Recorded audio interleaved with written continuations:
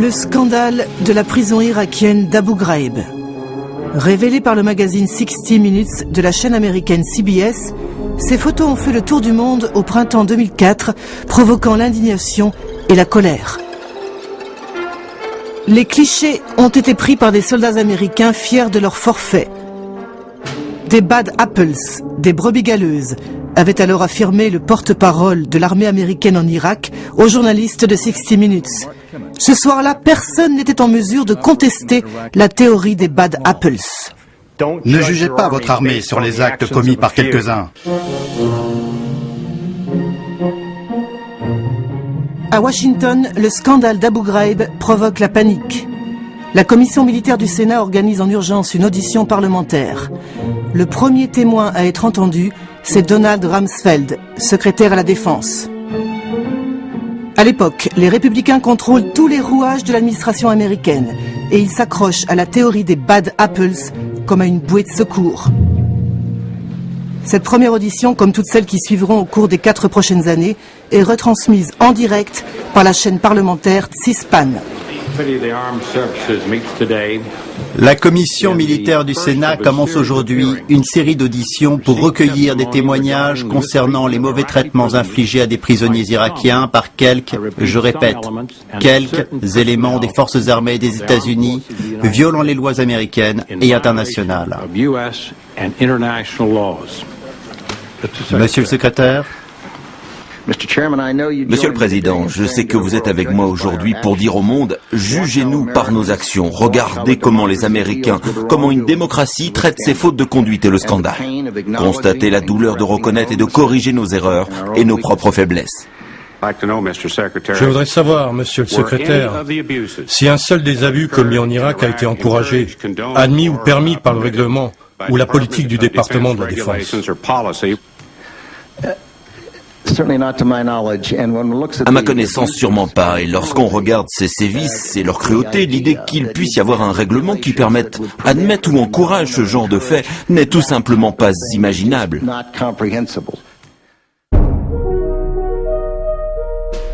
I will faithfully execute the office of President of the United States. The duties of the office on which I am about to enter. Preserve, protect, and defend the Constitution of the United States. Preserve, protect, and defend the Constitution of the United States. So help me God. God bless you all. And God bless America.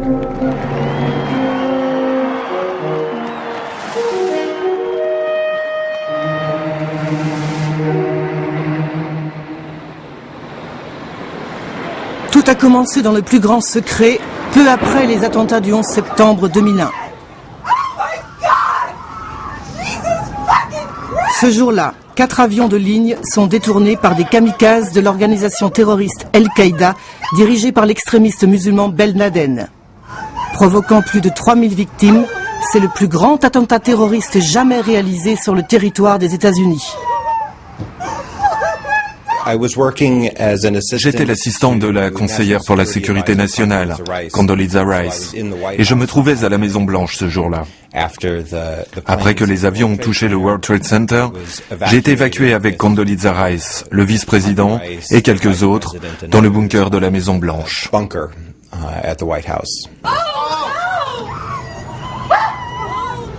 whole building's gone.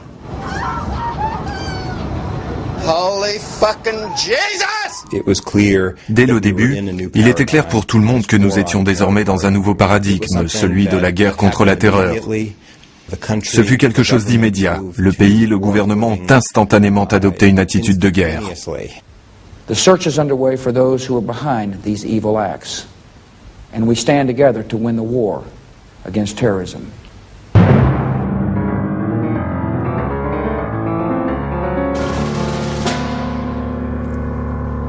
Carte blanche, c'est le mot d'ordre de l'administration républicaine qui se réunit à Camp David, dans la résidence des présidents américains, 4 jours après les attentats. Ces images sont exceptionnelles. On y voit, réunis autour d'une même table, les dirigeants des 4 centres de pouvoir qui conduiront les États-Unis sur le chemin de la torture. D'abord la Maison Blanche, avec le président George Bush et son vice-président Dick Cheney. Face à eux, Condoleezza Rice, conseillère à la sécurité nationale. Puis le département de la justice, dirigé alors par John Ashcroft. C'est de lui que dépend l'OLC, l'Office of Legal Counsel, le bureau juridique chargé de vérifier la légalité des décisions prises par la Maison-Blanche. Ensuite, le département de la défense ou Pentagone, tenu par Donald Rumsfeld. Enfin, le département d'État ou ministère des Affaires étrangères du général Colin Powell. Ce jour-là, le président Bush ne fait pas dans la langue de bois. We will find those who did it. We will smoke them out of their holes. We will get them running. And we'll bring them to justice. This is an administration that will not talk about how we gather intelligence, how we know what we're going to do, nor what our plans are. The United States will do what it takes to win this war. Nous entendions les termes guerre contre le terrorisme, guerre contre la terreur, guerre globale contre la terreur, et nous n'aimions pas ça du tout. En tant qu'ancien militaire, avec 31 ans de service dans l'armée, cela ne me plaisait pas, car on ne fait pas une guerre contre des instruments. On ne fait pas une guerre contre des méthodes. On fait la guerre contre des peuples et des États. C'est une définition très ambiguë, comme la guerre contre la drogue ou la guerre contre la pauvreté. On ne peut jamais gagner contre ça. Nous avons fait part de nos interrogations au Dr Rice et à la Maison-Blanche, et on nous a répondu « C'est de la politique. C'est ce que veut entendre le peuple américain. »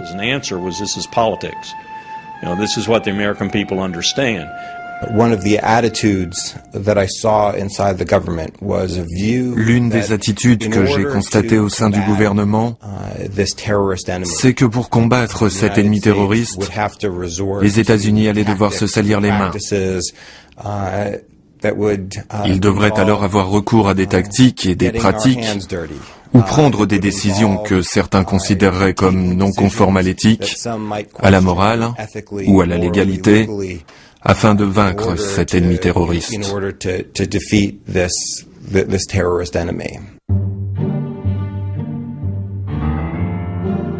Le lendemain de la réunion de Camp David, le vice-président Dick Cheney annonce clairement la couleur dans une émission très regardée de la chaîne NBC. Mais dans l'émotion des attentats, rares sont ceux qui mesurent le sens de ces paroles. We also have to work sort of the dark side, if you will. We're going to spend time in the shadows and in the intelligence world.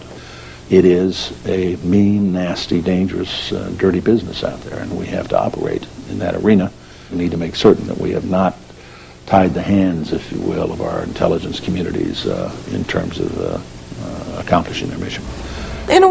Finalement, on peut dire qu'il a été honnête.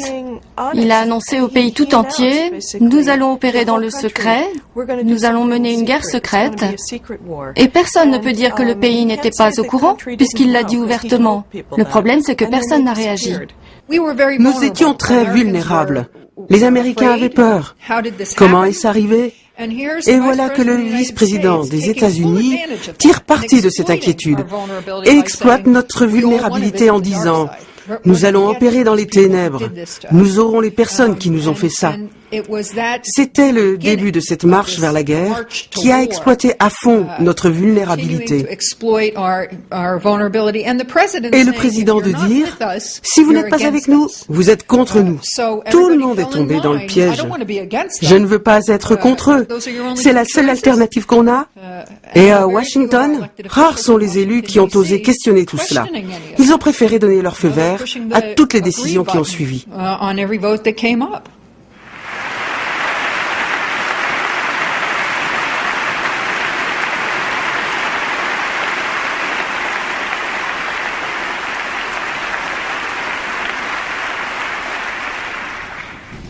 Every nation in every region now has a decision to make. Either you are with us or you are with the terrorists.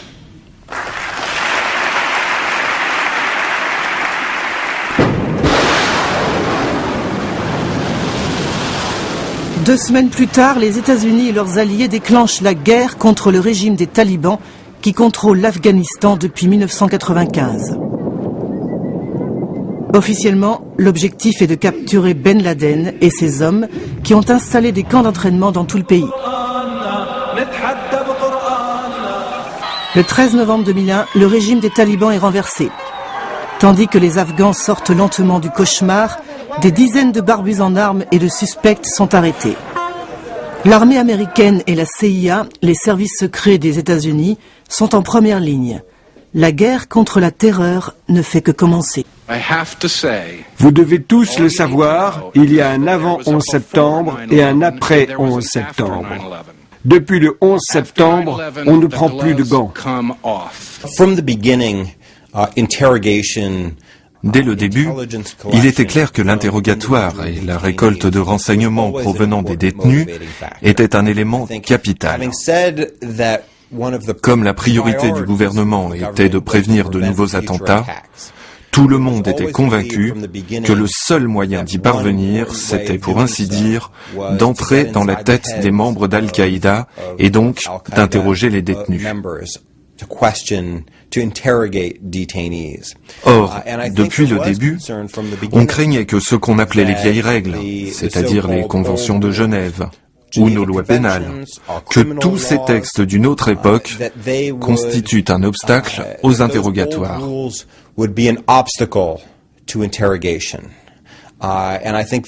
D'où la conviction qu'il ne fallait plus prendre de gants. Signé en 1949 et adopté aujourd'hui par 194 États, les 4 conventions de Genève constituent la pierre angulaire du droit humanitaire international. La 3e convention concerne les prisonniers de guerre, c'est-à-dire les combattants capturés sur le champ de bataille. Le statut de prisonnier de guerre n'est pas automatique. Pour l'obtenir, le combattant doit posséder un signe distinctif, porter ses armes ouvertement et se conformer aux lois de la guerre. En contrepartie, il reçoit certains privilèges, comme le droit de communiquer avec sa famille ou de recevoir des colis. L'article 17 précise que chaque prisonnier de guerre ne sera tenu de déclarer que ses noms, prénoms, grades et sa date de naissance. En d'autres termes, un prisonnier de guerre ne peut être interrogé à des fins de renseignement. Enfin, les 4 conventions de Genève comprennent le même article 3, qui interdit les traitements cruels, tortures et supplices, quel que soit le statut des prisonniers. En 1996, le Congrès américain a voté le War Crimes Act, la loi sur les crimes de guerre, qui sanctionne par la prison à vie ou la peine de mort toute violation grave des conventions de Genève, et notamment de l'article 3. Après le 11 septembre, l'administration Bush s'emploie à se débarrasser des conventions de Genève. L'opération secrète est dirigée par le vice-président Dick Cheney, pour qui l'unique arme de la guerre contre la terreur est le renseignement. Il est clair qu'il y a une personne qui a joué un rôle central dans l'introduction de cette nouvelle politique de mauvais traitement des prisonniers, et cette personne, c'est Dick Cheney, le vice-président des États-Unis. Dès que j'ai commencé à travailler sur ce sujet, j'ai parlé avec des officiers de la communauté du renseignement. Ils m'ont dit qu'au cours des 6 semaines qui ont suivi le 11 septembre, le vice-président Cheney a passé quelques jours à l'anglais, dans les quartiers généraux de la CIA. Il insistait pour qu'ils utilisent des techniques d'interrogatoire dures et sales. Le vice-président Cheney était particulièrement impressionné par les techniques utilisées par le gouvernement égyptien pour démanteler l'organisation des frères musulmans. Il pensait que ces techniques avaient été extrêmement efficaces et que les États-Unis devraient suivre l'exemple du gouvernement Moubarak en Égypte. Je ne pense pas que Dick Cheney rendra des comptes un jour pour ce qu'il a fait, excepté à son créateur. Mais j'espère que Dick rencontrera le diable après sa mort, parce que le diable sera un bon ami pour Dick. Pour couvrir la Maison-Blanche, Dick Cheney s'appuie sur des juristes républicains ultra-conservateurs. Lors des auditions qui suivront le scandale d'Abu Ghraib, c'est à eux que les parlementaires demanderont des comptes. Dick Cheney et George Bush ne seront jamais inquiétés, car ils sont protégés par une immunité que le Congrès a toujours refusé de lever. Et c'est bien là toute la limite des auditions parlementaires à l'américaine. Il ne s'agit pas d'une enquête criminelle, mais d'un exercice de démocratie bien encadré, où l'on se contente d'interroger certains acteurs et des experts sans que cela n'entraîne de conséquences. Aujourd'hui, nous entamons la 3e audition sur le rôle des juristes de l'administration dans le développement de méthodes d'interrogatoire qui ont soulevé des critiques ici aux États-Unis et ailleurs dans le monde. Cette politique a été maintenue secrète et cachée aux membres du Congrès et au peuple américain au nom de privilèges assortis d'une interdiction stricte de divulguer, même partiellement, des documents confidentiels. Pourquoi? C'est inacceptable. Aujourd'hui, nous sommes en présence de deux architectes de cette politique. Si les témoins veulent bien se lever, prêter serment.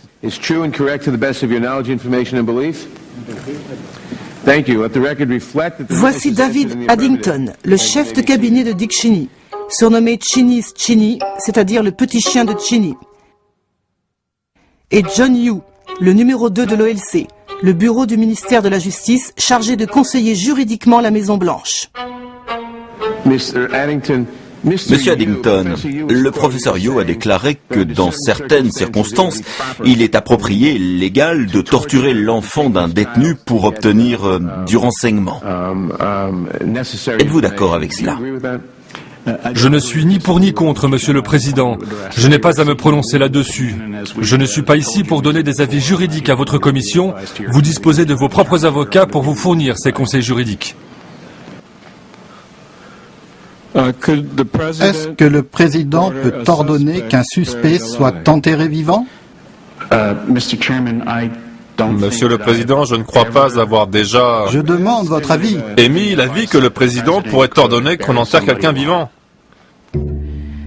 Parmi les exécutants, il y a aussi Jim Haynes, le chef juridique du Pentagone et l'homme à tout faire de Donald Rumsfeld. Monsieur Haynes, vous venez de dire que vous étiez le chef des juristes du département de la Défense. Est-ce exact? Oui, madame, c'est exact. Et combien de juristes aviez-vous sous vos ordres? Je vais le formuler comme cela. Il y a plus de 10 000 juristes au département de la Défense. Voici enfin Alberto González, le conseiller juridique de George Bush, qui a joué un rôle clé pour l'autorisation des méthodes de torture. Croyez-vous que d'autres dirigeants du monde auraient le pouvoir d'autoriser la torture de citoyens s'ils la jugeaient nécessaire pour leur sécurité nationale? Sénateur, je ne sais pas quelles sont les lois qui lient les autres dirigeants du monde, donc je ne crois pas être en mesure de répondre à cette question. González, Addington, Haynes et Yoo. Les 4 juristes se retrouvaient régulièrement dans le bureau de John Yoo, qui occupait un poste stratégique à l'OLC. C'est lui qui était chargé de rédiger les avis légaux rendus par le ministère de la Justice sur toute question soulevée par la présidence. Ces opinions, comme on dit dans le jargon, ont force de loi et elles constituent une protection juridique pour la Maison-Blanche. Les mémorandums secrets, concoctés par les 4 juristes, ont été déclassifiés après le scandale d'Abu Ghraib. Ils ont décortiqué la loi en se demandant comment pouvons-nous la tordre pour que l'administration Bush puisse faire des choses qui sont totalement illégales et indéfendables.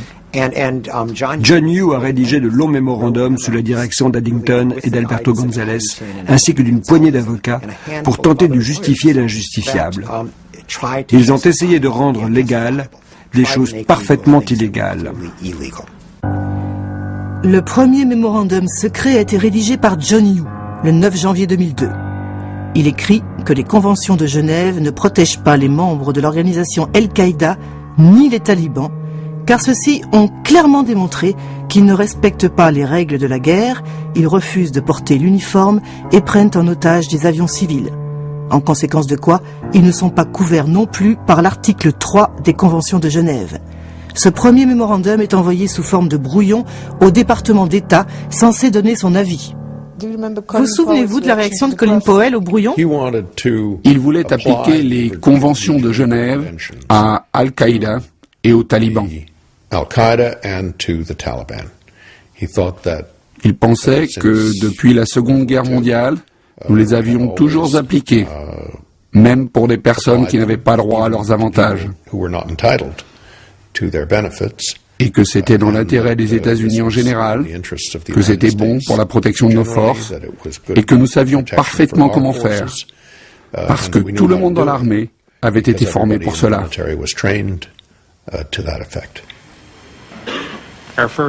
Notre premier témoin est John Hudson, le doyen et président de l'école de droit de Franklin Pierce de Concord, dans le New Hampshire, qui fut aussi vice-amiral. Doyen Hudson, vous avez la parole. Merci, Monsieur le Président. Les conventions de Genève ont protégé les troupes américaines de dommages pendant des années. Ce sont nos troupes qui en profitent. À l'origine, les concepteurs américains des conventions les ont considérées comme une manière de protéger les troupes des États-Unis contre l'ennemi, et pas l'ennemi contre les troupes des États-Unis. Si nous commençons à pinailler et à dire « les conventions s'appliquent à celui-ci, mais pas à celui-là, dans ce pays, mais pas dans celui-là », alors les troupes américaines sont subitement en danger. Parce que si nous avons la capacité de faire ce genre de distinction, n'importe quel dictateur sans scrupules fera la même chose, ce qui finira par se retourner contre les troupes américaines. C'était aussi l'avis de Colin Powell. Oui, c'est un chic type. Lui et moi sommes d'accord.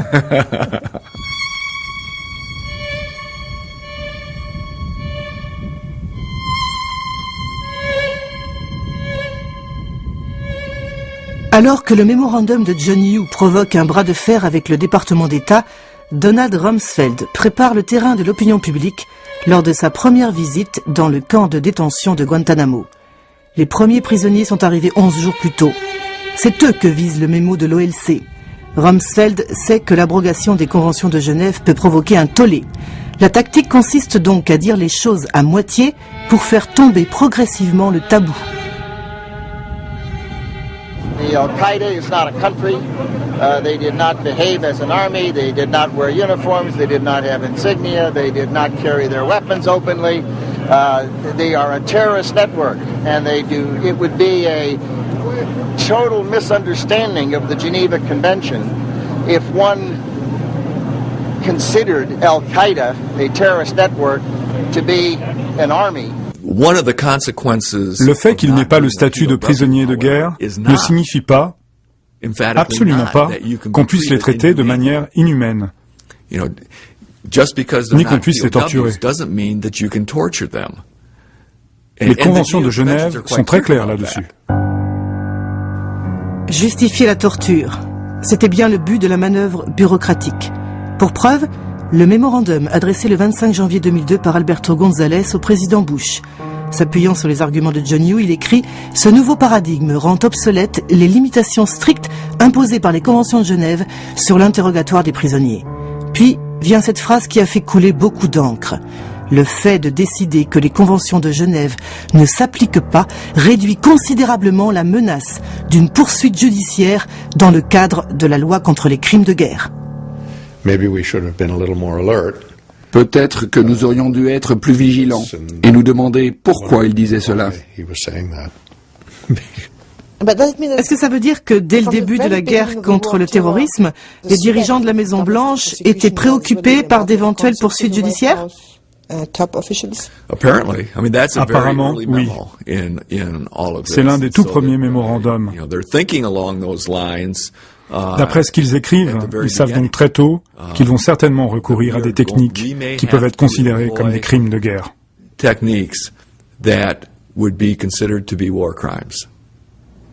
Est-ce qu'ils ont écrit tous ces mémorandums pour se protéger ?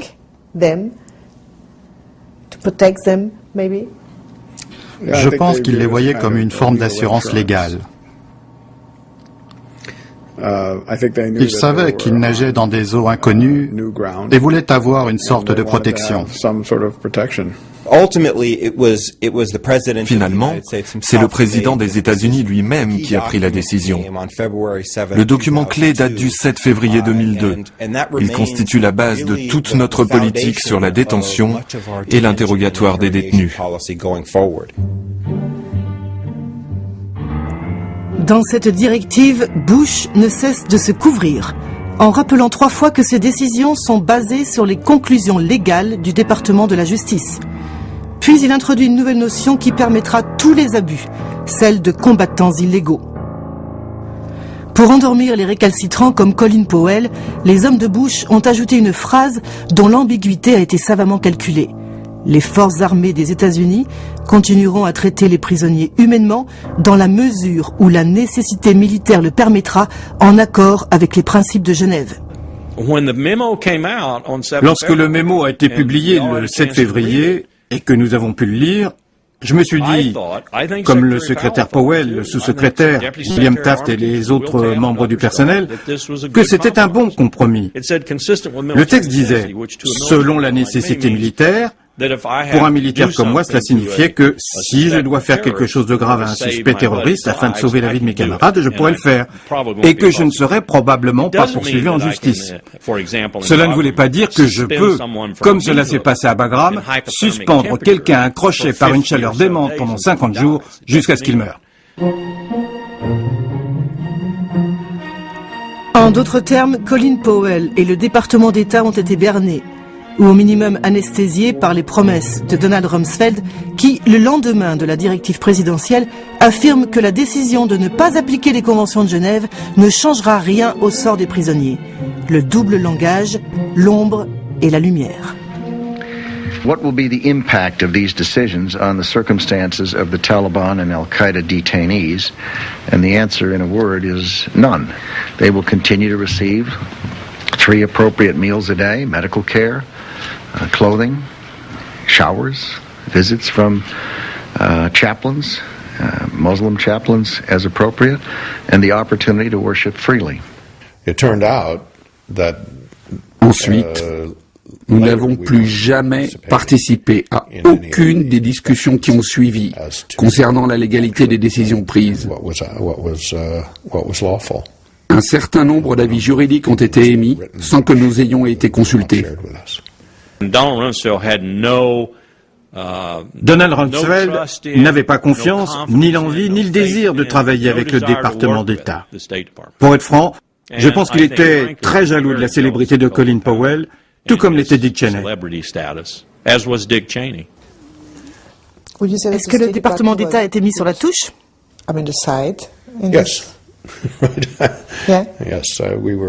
Oui, nous avons été exclus de toutes les discussions postérieures à février 2002.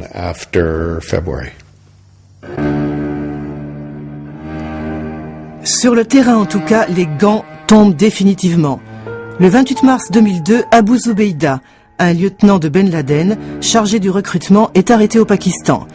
La CIA le transfère dans un black site, une prison secrète en Thaïlande, pour l'interroger.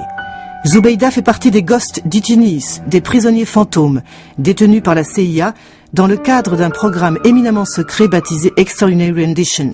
Son existence a été dévoilée récemment. Next a hearing on the policy known as Extraordinary Rendition. Well, thank you. L'une des initiatives qui a suscité beaucoup d'inquiétudes, et tout particulièrement en Europe, c'est la pratique de l'administration Bush dite des restitutions extraordinaires. Pour ceux d'entre vous qui ne sont pas familiers avec ce concept, il s'agit de la procédure par laquelle des fonctionnaires du gouvernement des États-Unis capturent des individus suspectés d'entretenir des liens avec Al-Qaïda ou d'autres organisations terroristes pour les transférer vers des pays tiers, tels que la Syrie ou l'Égypte, où, d'après des rapports, ils ont subi des actes de cruauté ou de torture.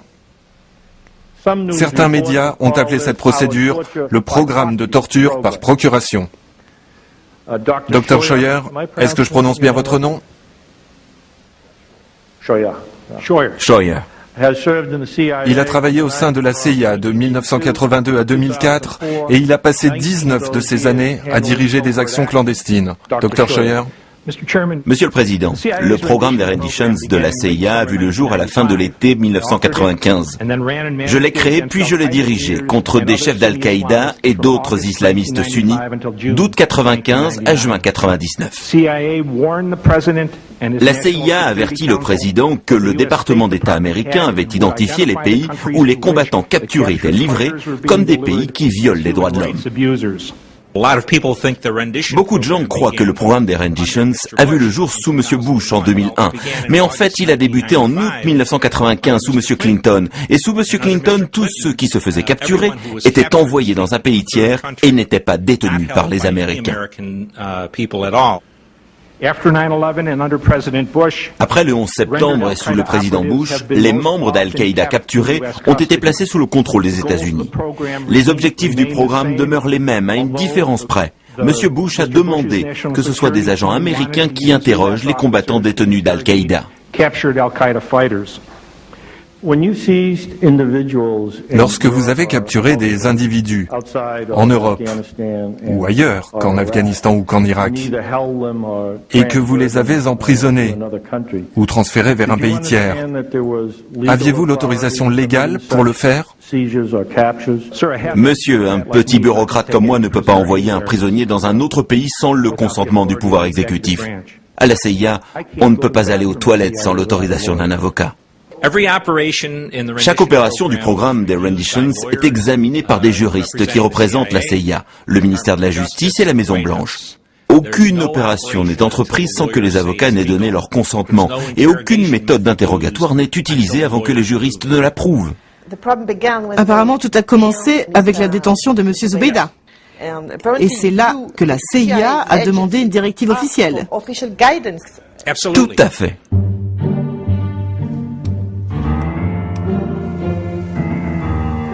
Ladies and gentlemen, the President of the United States.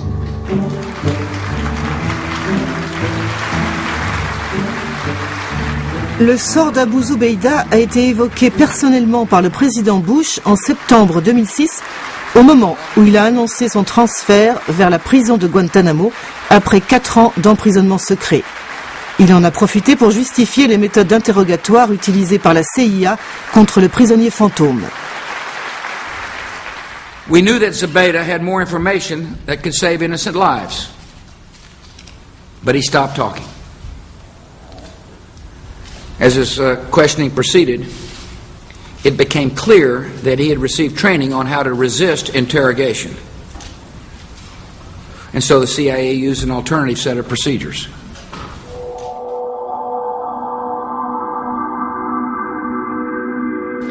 I cannot describe the specific methods used. I think you understand why. If I did, it would help the terrorists learn how to resist questioning and to keep information from us that we need to prevent new attacks on our country.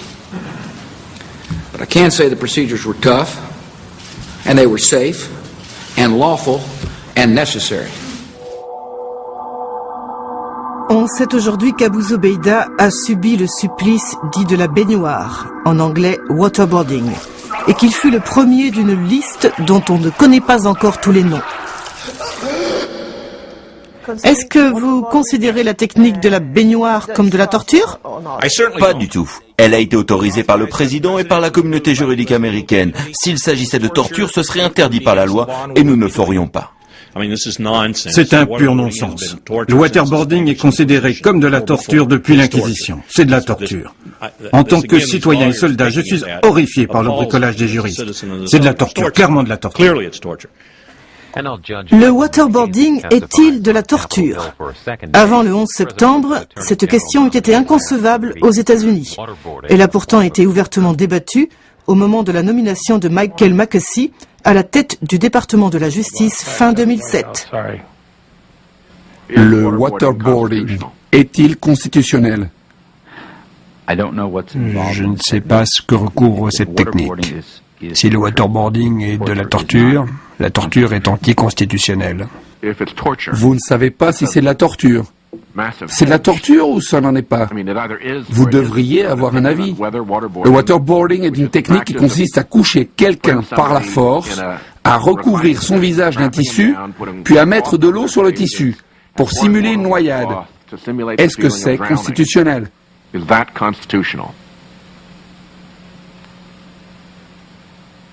Si cela atteint le niveau de la torture, c'est anticonstitutionnel. Votre réponse est très décevante. Elle est purement sémantique. Désolé. Après le 11 septembre, la CIA n'a pas voulu se contenter d'un simple OK verbal pour éviter les débandades du genre « on n'a jamais dit cela ». L'agence a insisté pour que ses officiers soient protégés par un papier stipulant ce que nous étions censés faire, ce que nous étions autorisés à faire et ce que nous n'étions pas autorisés à faire. La CIA a exigé tout cela. C'était une protection pour vos agents. Oui, pour nos officiers. Nous voulions éviter ce qui se produit toujours avec les politiciens, c'est-à-dire de jeter le blâme sur quelqu'un d'autre. Une fois le papier signé, tout le monde est dans le même bateau. Le papier dont parle Michael Scheuer est un mémorandum secret de l'OLC daté du 1er août 2002 est signé officiellement par Jay Bybee, le chef de John Yoo. Surnommé le mémo de la torture, ce texte s'emploie à contourner l'interdiction absolue de torturer, entérinée par la Déclaration universelle des droits de l'homme de 1948, puis par la Convention contre la torture, approuvée par les Nations Unies en 1984 et ratifiée par les États-Unis 10 ans plus tard. Qui a vraiment écrit le mémo de l'OLC? Mystère. Diverses sources assurent que c'est John Yoo avec l'aide de David Addington. La seule chose qui est sûre, c'est que le mémo de la torture était adressé à Alberto González et donc à la Maison-Blanche. D'après un article paru dans le Washington Post, la CIA vous a demandé un avis juridique concernant le seuil de douleur qu'un agent des renseignements pouvait infliger à un détenu sans violer la loi de 1994 prohibant la torture. L'article du Post stipule que vous avez présidé plusieurs réunions où diverses techniques d'interrogatoire ont été abordées. Ces techniques incluaient la menace de se faire enterrer vivant ou de subir le supplice de la baignoire. Est-ce que la CIA vous l'a demandé? Je ne me souviens pas exactement si c'est moi qui ai demandé ce mémo, si c'était une demande de la CIA ou si la CIA s'est adressée à moi. Je ne m'en souviens plus, sénateur. Vous n'avez aucune note, aucune information, aucun résumé qui nous éclairait sur une question aussi importante et aussi lourde de conséquences? Je suis certain que nous avons eu des discussions à ce sujet. Au bout du compte, le mémo a été accepté parce qu'il s'agissait de la position et de la décision finale de l'OLC. L'astuce du mémo de l'OLC consiste à redéfinir la torture en plaçant la barre si haute que rares sont les actes qui entrent dans la définition. Pour qu'une souffrance physique soit considérée comme de la torture, il faut qu'elle soit équivalente en intensité à la souffrance qui accompagne une blessure physique sévère, comme la défection d'un organe, l'altération d'une fonction corporelle ou même la mort. La parole est maintenant à Monsieur Ko, le doyen de l'école de droit de Yale. Ayant moi-même travaillé à l'OLC, je comprends la pression que subissent ceux qui rendent des avis juridiques comme celui-ci. Cependant, d'un point de vue professionnel et en tant que professeur de droit et doyen d'une faculté de droit, je dois dire que le mémo de Bybee représente l'avis juridique le plus erroné que j'ai jamais lu. J'ai examiné les rapports rédigés par les États-Unis sur la torture infligée par les troupes de Saddam Hussein. Plusieurs techniques qui sont dénoncées comme la menace de viol ou le fait de faire tomber de l'huile bouillante sur quelqu'un ne répondent pas aux critères définis dans le mémo, alors qu'elles étaient clairement considérées comme de la torture lorsqu'elles étaient commises par Saddam Hussein. J'ai une question. Ne croyez-vous pas que quelqu'un puisse souffrir le martyre sans que cela provoque la défaillance d'un organe? Un exemple. Le fait de couper les doigts de quelqu'un n'entrerait pas dans votre définition de la torture? Je ne me souviens pas avoir lu que ce niveau de douleur était nécessaire pour que ce soit considéré comme de la torture. À mes yeux, se faire couper les doigts ressemble à de la torture. Quelles conséquences entraîne cette remise en cause de l'interdiction de la torture pour les États-Unis et le reste du monde? Quand un pays ordinaire torture quelqu'un, on se dit que c'est une violation des droits de l'homme, mais les standards ou les normes restent les mêmes. Mais quand une superpuissance comme les États-Unis viole une norme aussi fondamentale que la prohibition de la torture, cela tend à dégrader la prohibition elle-même. On trouve aujourd'hui un peu partout dans le monde des pays qui justifient l'usage de la torture en invoquant ce que Bush a fait. Moi-même, j'ai rencontré récemment le Premier ministre égyptien à qui je dénonçais la torture infligée à des suspects arrêtés dans le Sinaï. Et sans hésiter une seconde, il m'a dit « Mais c'est ce que Bush a fait ». Révélé par la presse peu après le scandale d'Abu Ghraib, le mémo de la torture représente le document le plus compromettant de l'administration Bush. Cette pièce à conviction pourrait envoyer ses auteurs en prison pour complicité de crimes de guerre. Voilà pourquoi John Ashcroft, le ministre de la Justice dont dépend l'OLC, a tout fait pour cacher son existence au Congrès jusqu'au bout. Il y a 3 mémorandums du département de la justice. L'un du 9 janvier 2002 signé par John Yoo, le deuxième d'août 2002 signé par Bybee et le troisième de mars 2003 pour le groupe de travail interagences. Allez-vous fournir ces mémorandums à notre commission? Non, je ne le ferai pas.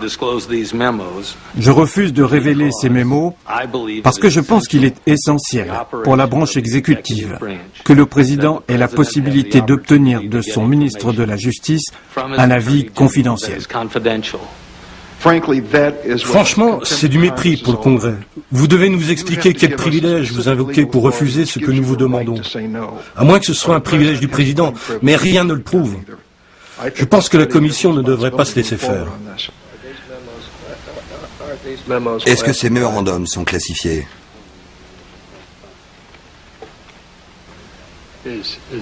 Apparemment, le ministre de la Justice tient une conférence dans les coulisses pour préciser sa position. Je suis en train de demander un conseil qui restera confidentiel.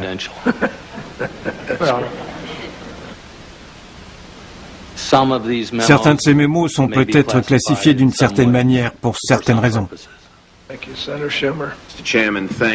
Merci, Monsieur le Président. Monsieur le ministre, je sais que ce n'est pas un jour facile pour vous et nous apprécions votre présence ici. Je pense qu'il y a sans doute peu de personnes dans cette salle ou en Amérique qui pensent qu'on ne doit jamais utiliser la torture, surtout quand des milliers de vies sont en jeu. Prenons une hypothèse, nous apprenons qu'une bombe nucléaire a été cachée quelque part dans une ville américaine. Et nous estimons qu'une forme de torture, y compris très sévère, peut nous donner une chance de trouver la bombe avant qu'elle n'explose.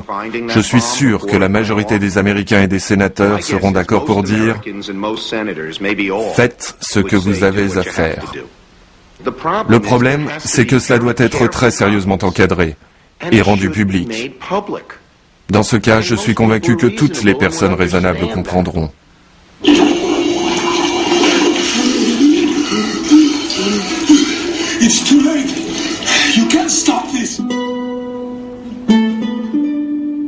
L'argument développé par le représentant démocrate pour justifier la légalisation au coup par coup de la torture a été publiquement débattu aux États-Unis. Son nom, le scénario de la bombe à retardement. L'organisation Human Rights First a édité un DVD intitulé Torture en prime time qui montre la banalisation de cet argument à la télévision. Le modèle de cet argument, c'est un programme de télévision appelé 24 heures en français, qui est diffusé depuis 7 ans. Le héros est un agent de renseignement américain du nom de Jack Bauer, qui passe au moins plusieurs minutes par heure à torturer quelqu'un pour obtenir de l'information sur une bombe à retardement. C'est la même histoire chaque semaine dans chaque épisode.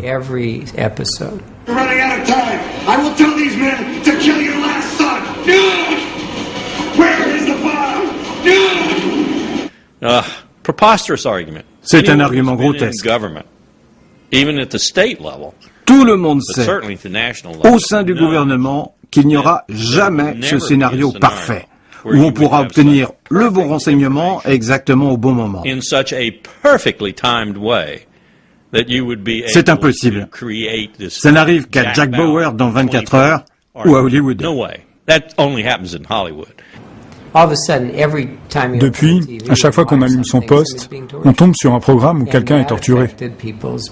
Cela a un impact considérable sur les gens. Cela entretient la peur et surtout, cela a permis aux politiques de donner une légitimité aux décisions prises.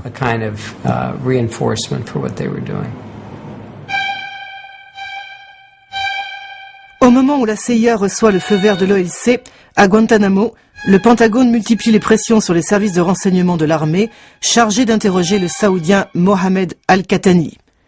Soupçonné d'être le 20e terroriste des attentats du 11 septembre, il a été arrêté en Afghanistan, puis transféré sur la base de Guantanamo en janvier 2002. Pendant 6 mois, les officiers de renseignement militaire respectent les consignes du manuel de campagne de l'armée qui interdit les interrogatoires coercitifs. On sait aujourd'hui que Donald Rumsfeld a décidé de passer outre en détournant un programme militaire secret baptisé SEER et destiné à entraîner les forces spéciales américaines à résister à la torture. Mon nom est Malcolm Nance. Je suis un ancien membre des services de renseignements américains. Pendant que je servais ma nation, j'ai eu l'honneur d'être accepté comme instructeur pour le programme de la marine. Survie, évasion, résistance et secours, l'école SEER.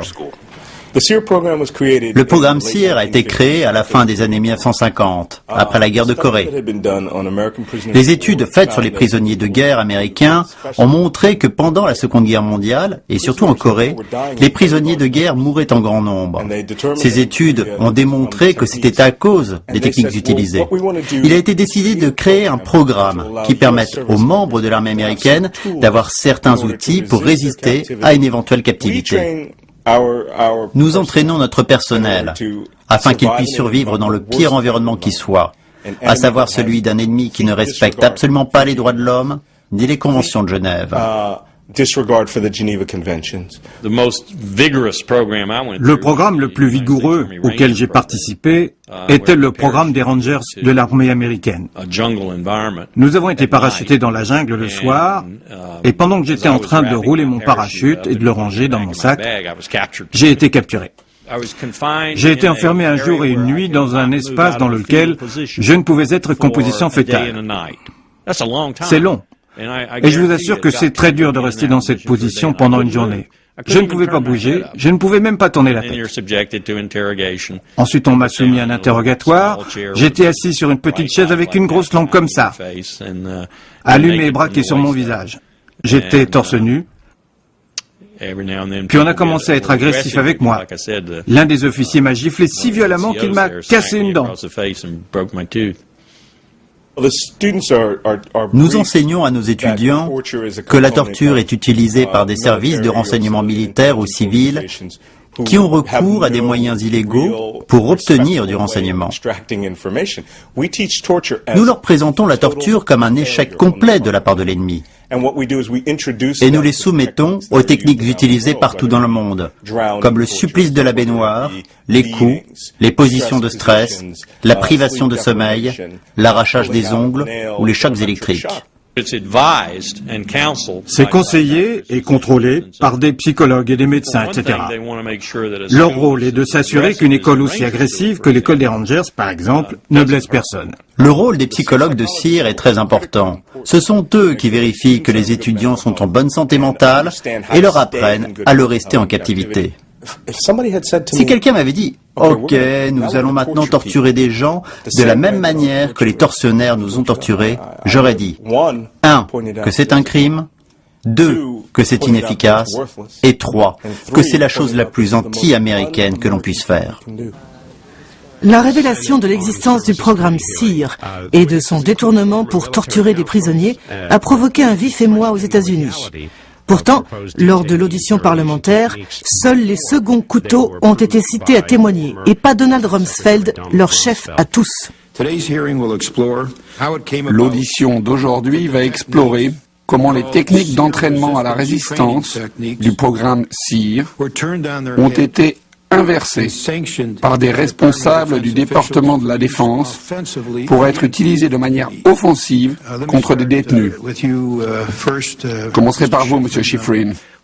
Lorsque vous étiez l'avocat général adjoint chargé du renseignement au département de la Défense, vous avez eu des discussions avec votre supérieur, Jim Haynes, concernant la question des interrogatoires durant le printemps ou l'été 2002. Est-ce exact?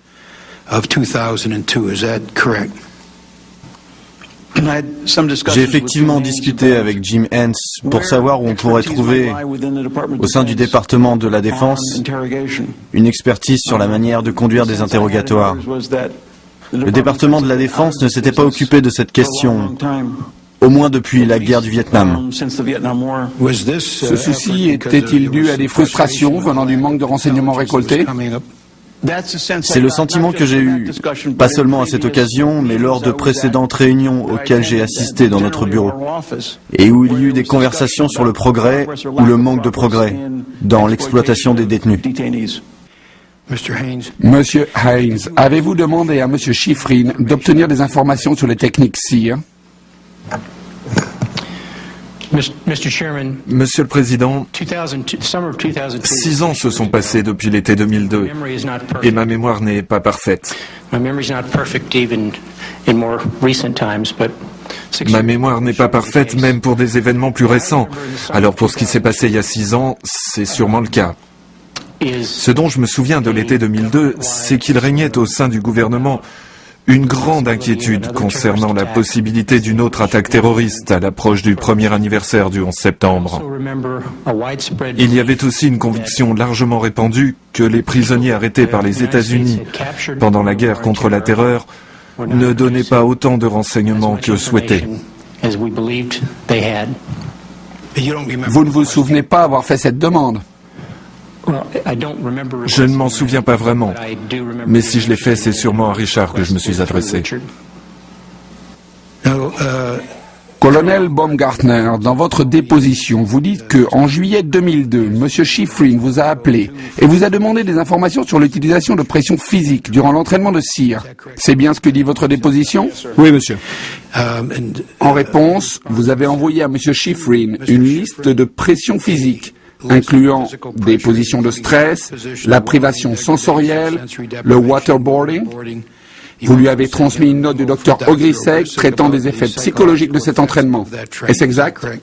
Oui, monsieur. Est-ce que les techniques dont nous parlons sont efficaces? De quel point de vue? Pour obtenir du renseignement? Je ne suis pas un agent de renseignement, monsieur. Je ne sais pas. Mais je sais que ces techniques sont efficaces dans notre programme d'entraînement pour apprendre à nos étudiants la façon de résister à quelqu'un qui veut leur soutirer des renseignements. C'est à ça qu'elles servent. Docteur, d'après vos études, est-il juste d'affirmer qu'on peut faire dire presque n'importe quoi à n'importe qui si on use de brutalité pendant un certain temps? Je dirais que c'est vrai, mais que c'est aussi le problème. On peut leur faire dire n'importe quoi. Vous avez dit dans un journal que vous aviez vous-même subi le supplice du waterboarding? Oui, effectivement. Vous ne pouvez pas enseigner à l'école SERE sans avoir subi vous-même toutes les techniques. Donc, comme cela faisait partie de ma formation, sans savoir que cela allait arriver, j'ai subi le waterboarding. C'est comment? Oh, c'est horrible. Vous vous noyez. Vous vous noyez dans un environnement très contrôlé, mais vous vous noyez lentement. On vous dit que si vous ne répondez pas à la question, la torture va continuer, ce qui est douloureux.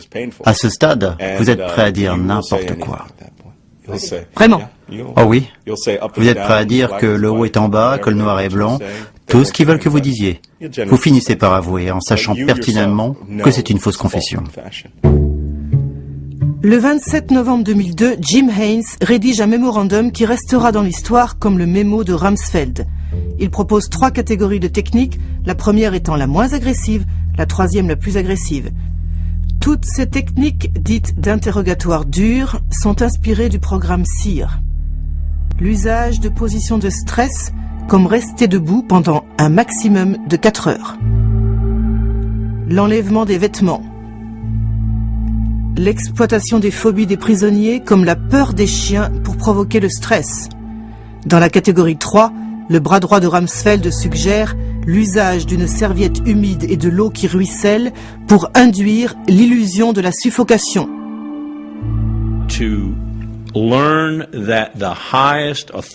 Apprendre que la plus haute instance de votre gouvernement a non seulement fermé les yeux sur ces atrocités, mais les a demandées. C'est nouveau pour moi. Et sincèrement, cela me fait honte d'être un citoyen américain gouverné par George Bush. Sénateur Graham. Le waterboarding faisait partie de la catégorie 3, n'est-ce pas? Il me semble que c'était présenté comme un linge dégoulinant d'eau. Je n'ai jamais vraiment compris en quoi consistait cette technique. Vous pensez que cette technique est légale? À y bien réfléchir aujourd'hui, je pense en fait que c'est illégal. À l'époque, je ne sais pas. Aujourd'hui, la loi est très claire. Le 2 décembre 2002, Donald Rumsfeld signe le mémorandum de Haynes en guise d'approbation. Sous sa signature, il rajoute un commentaire manuscrit. Je reste debout 8 à 10 heures par jour. Pourquoi la position debout est-elle limitée à 4 heures seulement? Quel impact peut avoir ce genre de remarque sur le personnel militaire qui le lit? Sénateur, lorsque j'ai vu cette note pour la première fois, j'ai été choqué qu'un tel commentaire puisse figurer sur un document de cette nature. À ce moment-là, j'ai pensé que même si c'était une blague, et on sait que c'est le genre du secrétaire Rumsfeld, cela pouvait être interprété comme un signe d'approbation pour agir au-delà des limites de ce document.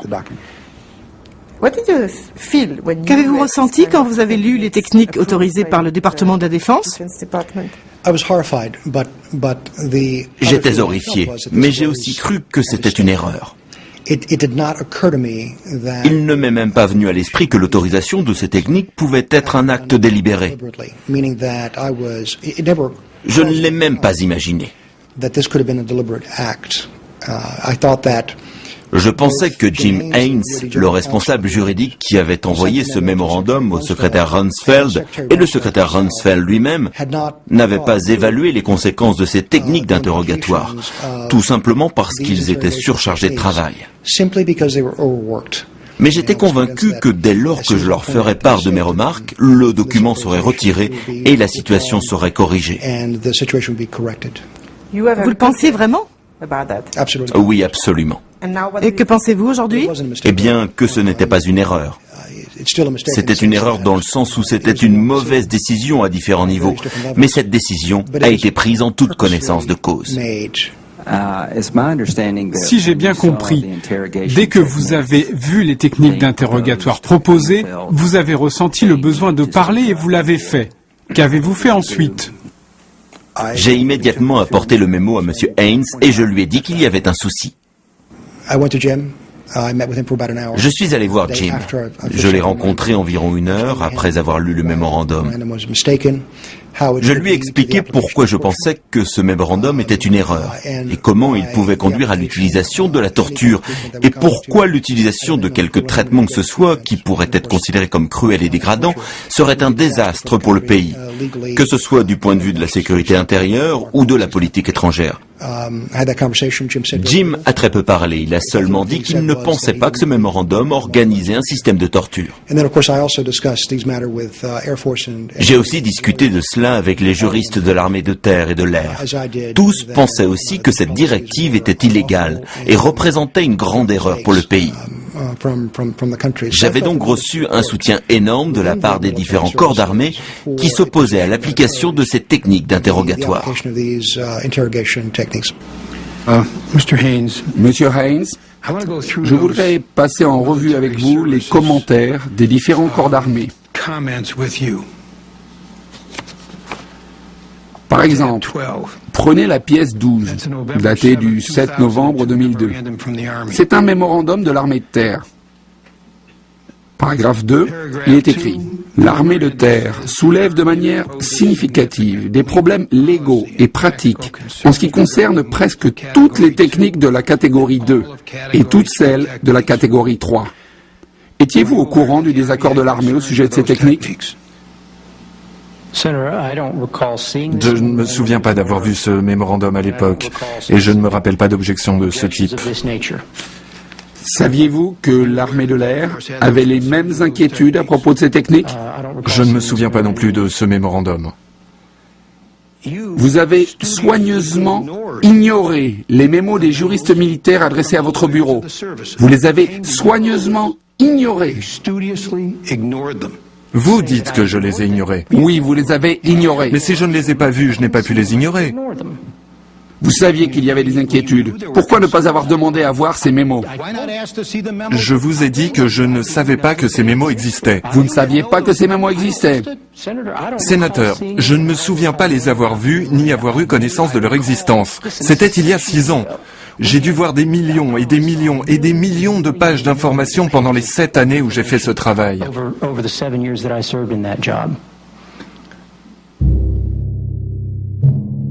D'après un document déclassifié du Pentagone, les officiers des services de renseignement ont été formés aux techniques d'interrogatoire dures dès septembre 2002. L'entraînement a été encadré par des psychologues du programme SEER.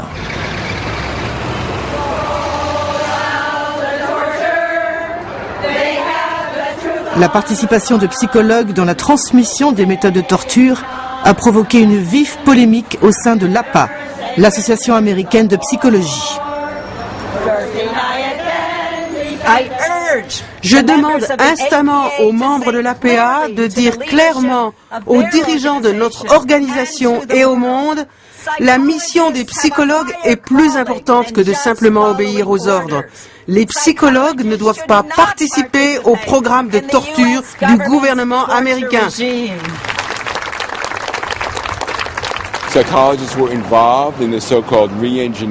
Les psychologues ont été impliqués dans ce qu'on appelle le retournement des méthodes utilisées pour entraîner les soldats américains à résister à la torture, pour qu'elles soient appliquées de manière offensive sur les prisonniers. Ils font aussi partie des fameuses équipes scientifiques de consultation comportementale qui participent aux interrogatoires en fournissant un encadrement et des conseils. Est-ce que les psychologues ont assisté aux séances de torture? Malheureusement, la plupart des documents sont encore classifiés. Dans un cas, pourtant, nous avons la confirmation qu'un psychologue était présent en donnant des conseils. Il y a aussi des médecins impliqués. Dans un cas que nous avons étudié, le prisonnier avait l'épaule démise après avoir subi le supplice de la suspension, et un médecin lui a remis l'épaule en place pour que la torture puisse continuer. En novembre 2002, le général Geoffrey Miller est nommé à la tête du camp de détention de Guantanamo surnommé Gitmo. C'est lui qui introduira les techniques d'interrogatoire dur, destinées aux prisonniers de grande valeur, comme on les appelle dans le jargon. Mohamed El-Katani est le premier sur la liste. Pendant 51 jours, les tourments qu'il subit sont consignés dans un rapport d'activité dont des extraits ont fini par fuiter. 20 décembre, le détenu est mis à nu. Il dit qu'il n'aime pas que les femmes regardent son corps nu. L'interrogateur lui demande de faire le beau, de marcher et d'aboyer comme un chien. La présence d'un psychologue et d'un médecin est notée à plusieurs reprises. 27 novembre. Le surveillant place le détenu dans un fauteuil tournant pour le maintenir éveillé selon la suggestion du major L. Le major Lezo était le chef des psychologues à Guantanamo. La vérité, toute la vérité, rien que la vérité. Sénateur Reid. Merci, Monsieur le Président. Général Miller, on rapporte qu'à Guantanamo, vous avez établi une liste comprenant 72 techniques de stress et de contrainte. Elles incluent des variations de température extrême, la privation de nourriture, cagouler le détenu pendant des jours entiers, l'isolement du détenu nu dans le froid et des cellules sans lumière. Est-ce exact? Monsieur, c'est totalement faux. Ça ne s'est jamais produit? C'est totalement faux. Ok. Pouvez-vous aussi nous confirmer que chacun, indépendamment de son statut à Guantanamo ou ailleurs, à votre connaissance, a droit à être traité humainement? Oui, sénateur. Chaque combattant ennemi détenu à Guantanamo est traité de façon humaine. Le calvaire subi par les prisonniers de Gitmo déclenche une vive polémique. D'un côté, les services d'intelligence militaire ou la CIA, obsédés par le renseignement, et de l'autre, les services judiciaires comme le FBI, la police fédérale, qui travaillent dans l'optique d'un éventuel procès. Ces agents s'opposent à la torture d'un point de vue moral, mais aussi parce qu'ils savent que tout soupçon de torture entraînera l'annulation des procédures. Mon nom est Amrit Singh. Je suis avocate à l'ACLU, l'Union américaine pour les libertés civiles, et je conseille la partie plaignante dans le procès qui oppose l'ACLU au département de la Défense. Nous avons déposé plainte contre la rétention injustifiée d'informations et notre action a contraint le gouvernement à rendre public plus de 100 000 pages de documents concernant le traitement des prisonniers retenus à l'étranger par les États-Unis, et j'ai personnellement passé en revue tous ces documents. Par exemple, dans un document du gouvernement, un agent du FBI décrit ceci. À plusieurs reprises, je suis entré dans les salles d'interrogatoire et j'ai trouvé des prisonniers pieds et poings liés, couchés en position fétale sur le sol, sans eau ni nourriture. La plupart du temps, ils avaient uriné et déféqué sur eux-mêmes, ayant été laissés là de 18 à 24 heures ou plus. Une autre fois, l'air conditionné avait été éteint, ce qui faisait probablement monter la température de la pièce à plus de 38 degrés. Le détenu était presque inconscient sur le sol, avec un tas de cheveux juste à côté de lui. Il s'était apparemment lui-même arraché les cheveux pendant la nuit. Les agents du FBI observaient ça et étaient vraiment choqués. Certains ont essayé de rapporter ces faits du mieux qu'ils ont pu. Je pense que si cela s'était passé n'importe où ailleurs, il y aurait eu des arrestations, car c'est une violation évidente de la loi fédérale. Le général Miller, qui, à ce que j'ai cru comprendre, n'était pas un agent de renseignement, était responsable de cet endroit. Et je ne sais pas de qui il recevait ses conseils, mais ce n'était pas de bons conseils. Il y a eu beaucoup de débats et de conflits entre le FBI, qui observait tout ça, et les militaires. Et la position militaire était, et je cite, « Soit tu diriges, soit tu nous suis, ou tu dégages ». Apparemment, le FBI a été écarté à Guantanamo. Vous le confirmez? Oui. Finalement, le FBI a été écarté.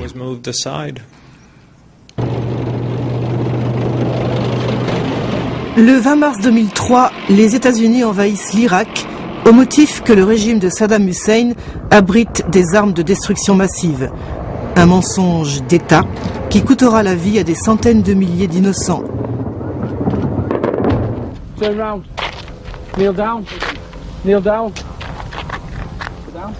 L'objectif officiel est de traquer Saddam Hussein et ses plus proches collaborateurs. Mais très vite, l'occupation déclenche une insurrection qui tourne à la guerre civile. In a free Iraq, there will be no more wars of aggression against your neighbors. No more poison factories. No more executions of dissidents. No more torture chambers and rape rooms.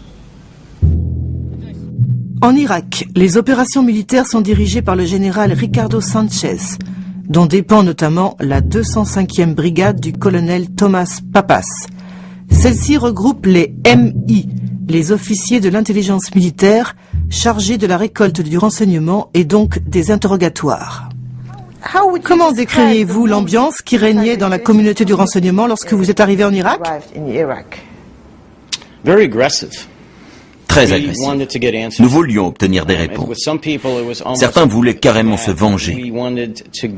On nous avait dit que Saddam était impliqué dans les attentats du 11 septembre et que les Irakiens étaient des ennemis. On ressentait donc de la colère et un esprit de vengeance au sein de l'armée et de la communauté du renseignement.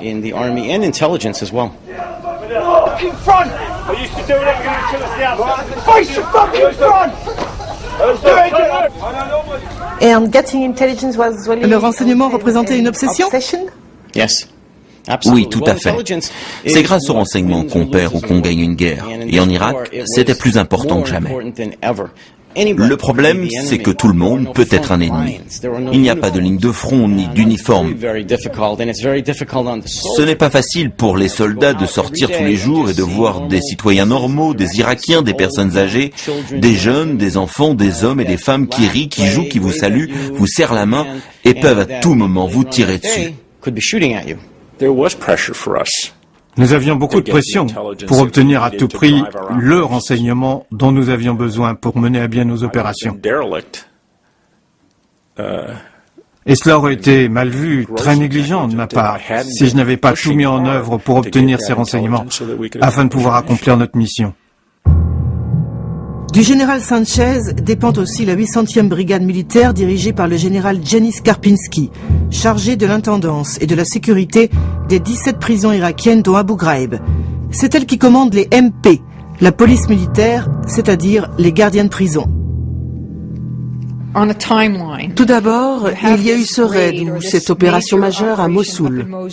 Et ils ont commencé à emmener à Abu Ghraib des prisonniers qui portaient des badges sur lesquels était écrit « détenus de sécurité ». C'est un terme que nous n'avions jamais utilisé dans nos opérations militaires ou de détention.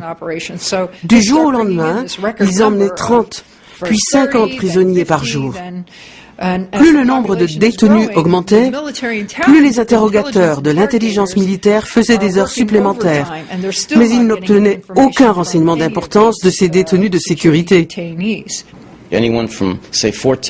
Tout homme de 14 à 70 ans pouvait être raflé et emmené dans un centre d'interrogatoire.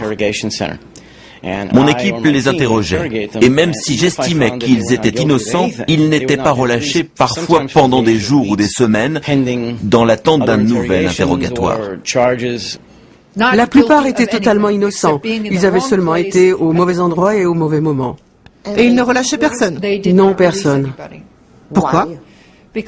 Parce qu'ils avaient peur de libérer le prochain Oussama Ben Laden ou de libérer quelqu'un qui détenait de l'information qu'ils n'avaient pu obtenir. Ils perdaient confiance en leur propre capacité d'obtenir des renseignements pertinents. À l'été 2003, nous avons demandé une directive et un entraînement supplémentaire parce que nous savions que nous avions des difficultés en Irak concernant les opérations de détention et les interrogatoires. Finalement, on nous a dit que la seule expertise qui existait, c'était celle de Guantanamo, où avaient été développées des procédures d'interrogatoire. C'est comme ça que le général Miller est venu en Irak. Oui, il faisait partie de ma demande d'aide.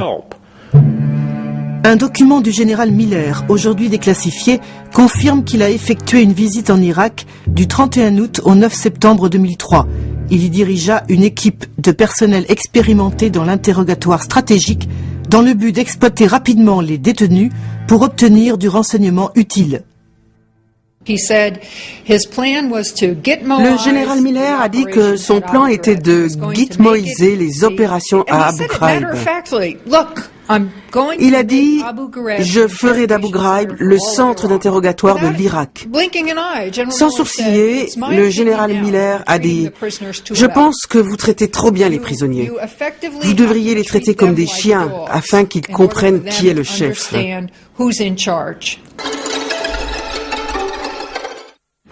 Il voulait que la police militaire prépare les conditions pour des interrogatoires efficaces, de manière à ce que les interrogateurs puissent obtenir le renseignement plus rapidement.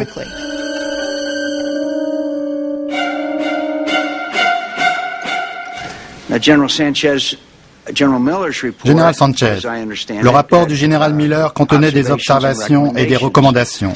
Je cite l'une d'entre elles.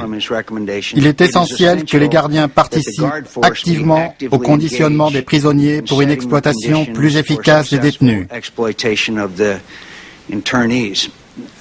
Suis-je exact, Général Sanchez?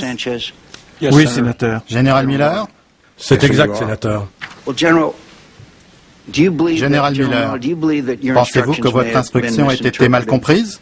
Je ne le pense pas, sénateur. Mais d'après le rapport du général Taguba, plusieurs soldats impliqués ont témoigné. Soldat numéro 1, question. Est-ce que des agents de la NI, l'intelligence militaire ou toute autre agence du gouvernement vous ont déjà demandé d'amadouer un prisonnier avant son interrogatoire? Réponse. Oui, ils m'ont parfois demandé de montrer une attention toute particulière à un détenu. Soldat numéro 4, avez-vous entendu dire que l'intelligence militaire suggérait que les gardiens abusent des détenus d'une manière ou d'une autre? Oui. Qu'est-ce qu'on vous disait? Réponse. Il disait, cassez ce mec pour nous, assurez-vous qu'il passe une mauvaise nuit et qu'il ait le bon traitement. Vous voyez où je veux en venir, Général Miller? Il y a dû y avoir un problème quelque part. Monsieur, à mon avis, c'est un problème de leadership sur la façon dont les actions subséquentes ont pu se dérouler. Mais je n'étais pas présent à ce moment-là. Donc il serait difficile pour moi de donner un avis fiable. Général Sanchez, s'il vous plaît. Sénateur, je voudrais clarifier quelque chose. Le général Miller n'a donné aucun ordre. C'est moi qui ai donné les ordres. C'est à vous que j'aurais dû poser la question. Merci aux témoins. 5 jours après la visite du général Miller, le général Sanchez signe une directive intitulée « Interrogatoire et contre-résistance ». Il précise qu'il l'a calquée sur celle mise en place à Guantanamo. Cette directive est destinée au colonel Pappas, à qui le général Sanchez a confié la direction des gardiens aux grandes dames du général Janis Karpinski. Sur la liste figurent les positions de stress, l'isolation pendant plus de 30 jours, la présence de chiens pour exploiter la peur des Arabes et maintenir la sécurité pendant les interrogatoires. Les chiens doivent être muselés.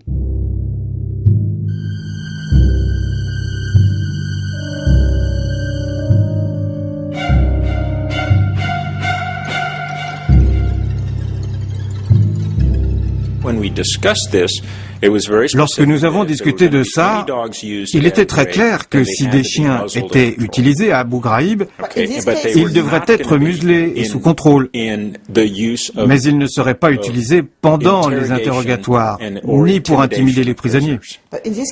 Pourtant, votre mémorandum, c'est une directive pour les interrogatoires. Oui, oui, oui. Vous écrivez pour induire de la peur. Non, ce n'est pas ce que je dis. Ah, mais moi j'ai le mémorandum, il dit pour induire de la peur chez les prisonniers. Oui. Mais bon, les chiens étaient autorisés par Rumsfeld et à Guantanamo.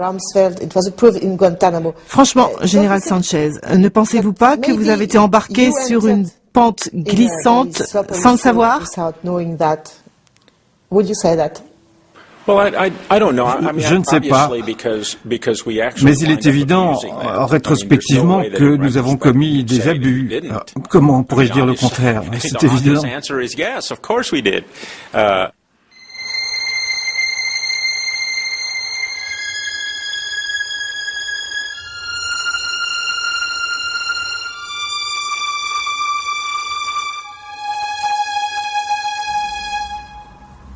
Vous souvenez-vous de la première fois où vous avez vu les photos d'Abu Ghraib? Ouais. Comment avez-vous réagi? C'était un sentiment d'horreur, de répulsion absolue.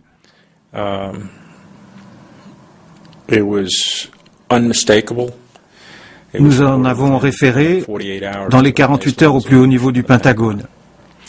Et cela a aussitôt provoqué une inquiétude énorme à Washington, où l'on craignait que les photos fuitent avant le discours à la nation de janvier 2004, car on avait bien mesuré la gravité du problème. L'histoire des photos d'Abu Ghraib a été reconstituée par le journaliste Mark Benjamin, qui travaille pour Salon, un journal d'investigation en ligne. Tous les clichés ont été pris pendant la nuit, entre le 17 octobre et le 30 décembre 2003. Début janvier, un gardien remet un CD des photos au CID, la section d'investigation de l'armée qui déclenche une enquête administrative.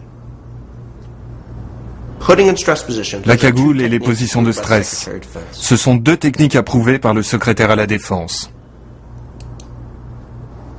Cet homme s'appelait Al-Jamadi, un prisonnier que la CIA a amené à Abu Ghraib le 5 novembre 2003 pour l'interroger dans la salle de douche. Il est mort pendant l'interrogatoire, il a été placé dans de la glace, puis évacué le jour suivant. L'armée a conclu que c'était un homicide, mais personne n'a été poursuivi. La raison pour laquelle il y a eu une investigation, c'était les photos. Le seul problème, c'était les photos. Au plus haut niveau du Pentagone, il y a eu une volonté concertée de présenter les abus à Abu Ghraib comme un incident isolé, perpétré par des brebis galeuses, et l'investigation a contribué à conforter cette thèse. Pour désamorcer un possible scandale au cas où les photos seraient rendues publiques, une enquête est confiée au général Taguba à la demande du général Sanchez le 19 janvier 2003. Sa mission est clairement délimitée. Enquêter sur la conduite de la 800e brigade militaire, c'est-à-dire sur la brigade du général Janis Karpinski. Témoignant aujourd'hui devant nous, le major général Antonio Taguba de l'armée américaine du centre de commandement des forces terrestres de la coalition. Quel est l'officier de plus haut rang que vous avez interrogé? Dans mon enquête, le général Janis Karpinski. Vous n'avez pas interrogé le général Sanchez ou... Non. Donc, ce qui s'est passé au-dessus du général Karpinski est encore à écrire. Tout reste à faire. Personne ne sait ce qui a pu se produire ou ne pas se produire au-dessus de ce niveau. Le général Taguba a dit lui-même qu'il n'avait pas pu aller très loin. On lui a imposé des limites. Il a dit qu'il était dans un carcan et qu'il n'avait pas pu enquêter au-delà d'un certain niveau. Il ne pouvait pas atteindre la hiérarchie. Il ne pouvait que regarder vers le bas. Ils ont trouvé en moi le parfait bouc émissaire. Finalement, cette enquête et la première audition qui a suivi le scandale d'Abu Ghraib, c'était un peu du cinéma. Tout à fait. Tout a été calculé et emballé dans un joli paquet qui a permis au président de désigner les coupables comme quelques brebis galeuses qui ont perdu la tête pendant les permanences de nuit. Quand le 28 avril 2004, le magazine 60 Minutes publie les fameuses photos, Donald Rumsfeld dégaine aussitôt la couverture préparée par le Pentagone. Il invoque l'enquête du général Taguba et annonce que 9 gardiens seront jugés devant une cour martiale et que le général Karpinski a été dégradé au rang de colonel. Ce qu'il ne sait pas, c'est que son mensonge, sous serment, ouvrira la boîte de Pandore. Je demande à nos témoins de se lever. La vérité, toute la vérité, rien que la vérité, et que Dieu vous vienne en aide. Oui, je le jure. Conformément à nos convictions, nous allons démontrer que lorsque le scandale et des dysfonctionnements se produisent, ils ne sont pas cachés, mais au contraire exposés, enquêtés, et que les responsables sont conduits devant la justice.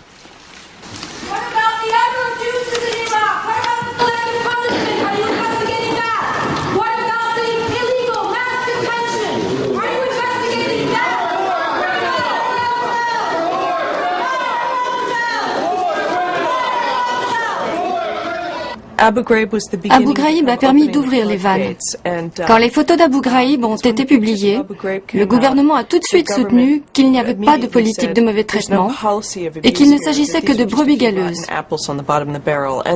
Il y a des gens à l'intérieur de l'administration qui savaient que cela n'était pas vrai et qui ont voulu que le monde le sache. Mais ils n'ont pas parlé, ils se sont contentés de faire parvenir les mémorandums à la presse, n'est-ce pas ? C'est vrai que la plupart n'ont pas parlé. Ce fut plutôt une rébellion intérieure silencieuse. Ils ont seulement voulu qu'on sache la vérité parce qu'il régnait une atmosphère de peur. Il n'était pas facile de s'opposer ouvertement car la moindre critique de cette politique était considérée comme antipatriotique ou trop tendre avec le terrorisme. Politiquement, c'était très compliqué d'être un dissident dans ce pays. Oui, c'est vrai qu'il y avait un sentiment de peur qui a imprégné l'institution, qui a fait que nous n'avons pas fait ce que nous sommes censés faire en tant que chefs pour protéger nos soldats.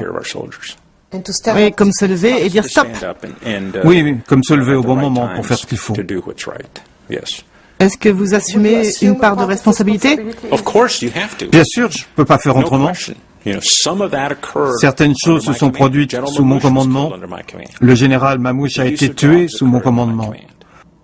L'usage des chiens a eu lieu sous mon commandement. Je reconnais très clairement que nous avons torturé, que nous avons maltraité des gens.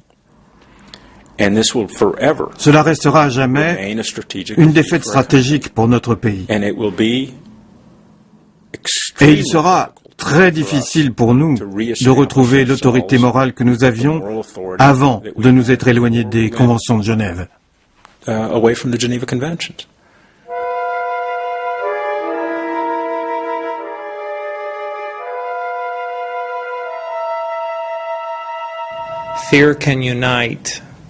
La peur unit, mais elle peut unir d'une très mauvaise manière. Et le meilleur exemple, c'est l'histoire des nazis. La peur des juifs, la peur des gitans, la peur de tout. Ça peut rapprocher les gens d'une manière très laide. C'est très douloureux en tant que citoyen américain. Je voyage beaucoup outre-mer et j'entends ce que les gens pensent de nous maintenant. Et c'est très douloureux.